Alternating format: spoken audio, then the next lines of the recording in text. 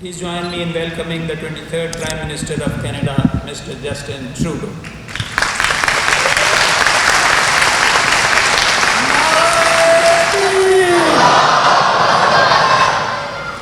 Assalamu alaikum.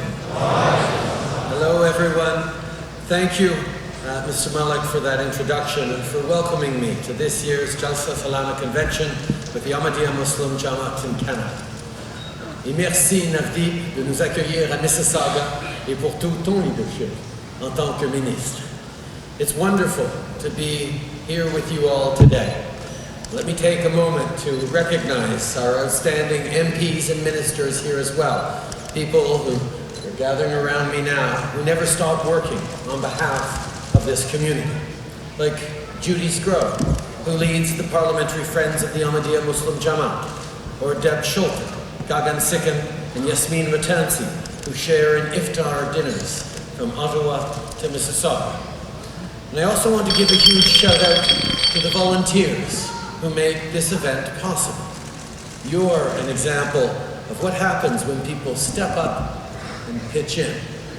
Because this community doesn't just talk the talk. When folks need help getting back on their feet, you're there with food banks and shelters. When people have lost their homes because of conflict or faced persecution because of their faith, you're there supporting newcomers. And in times of tragedy, when your fellow Canadians need you most, you're there. After the unthinkable violence on Yonge Street and the Danforth, you set up vigils and stood alongside your neighbors as they mourned and healed. My friends, that commitment to the people around you, to the knowledge that we are stronger together, has never been more important. Because the values of unity and inclusion are under threat. The reality, as uncomfortable as it is to recognize, is that even here in Canada, Muslim Canadians are facing the backlash firsthand. Slurs yelled in the street, vile comments on social media, mosques defaced with graffiti. That's not something we can ignore, and not just because it's wrong, but because it's dangerous. In the wake of Sainte-Foy and Christchurch, we've seen what intolerance can do.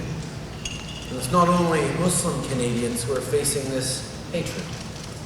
Just look at the toxic rhetoric rearing its head in the form of anti-Semitism, as Jewish communities experience threats, vandalism, and attacks.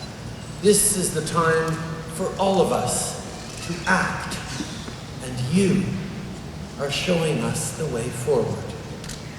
Facing persecution around the world, it would be easy for Ahmadi Muslims to turn inwards.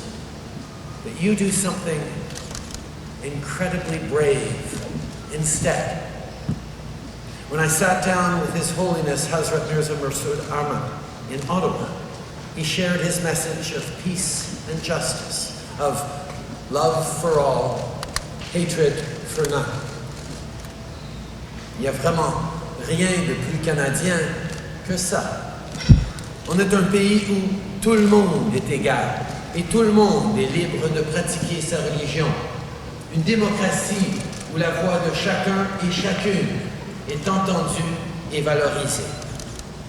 When our party created the Charter of Rights and Freedoms almost 40 years ago, it was because we knew that those vital rights and freedoms must never be called into question. Well, today, that's something we have to keep defending. Because there are leaders who think some people are less Canadian than others, and who would use Islamophobia once again at the ballot box. There are politicians who think that it's the government's place to tell women or anyone what they can or cannot wear. It's up to us to say no. No to hatred. No to fear. And no to intolerance. So here's my promise to you.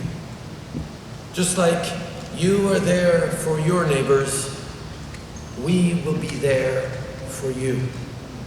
Whether it's Ruby Sahota joining the groundbreaking for the new mosque in Brampton, or Ikra Khalid working with the Ahmadiyya Muslim Women Association. This team, from Rob Oliphant to Francesco Sorbara to Minister Hussein, is listening to what matters to you. We will always stand with Muslim Canadians and with the Ahmadiyya community. We will always condemn Islamophobia, just like we condemn anti-Semitism and hatred in every form. And we will always speak up for freedom of religion and for human rights here in Canada and around the world. Bien sûr, on ne peut pas nous concentrer uniquement sur une seule partie de la vie des gens. Chaque personne, peu importe sa foi, mérite une chance égale de réussir. On a promis d'aider les gens de la classe moyenne et on tient parole, que ce soit avec l'allocation canadienne pour enfants qui met plus d'argent dans les poches des gens ou en investissant dans le transport collectif. We promised Canadians we would stand up for the middle class, and thanks to the hard work of people like Omar Al-Khabra, Salma Zahid, Kamal Kara, and Ramesh Sangha, that's exactly what we've done. Come October, Canadians will have a choice to make between continuing to move forward or going backwards. That's an important decision, because it's our chance to keep building a Canada where we celebrate the differences that make us stronger and where we look to the future with hope. Together, we can continue to make this country as generous, as kind, and as brave as your community. So thank you for everything you do as Ahmadiyya Muslims, but also as Canadians. Merci beaucoup, mes amis. May peace and blessings be upon you.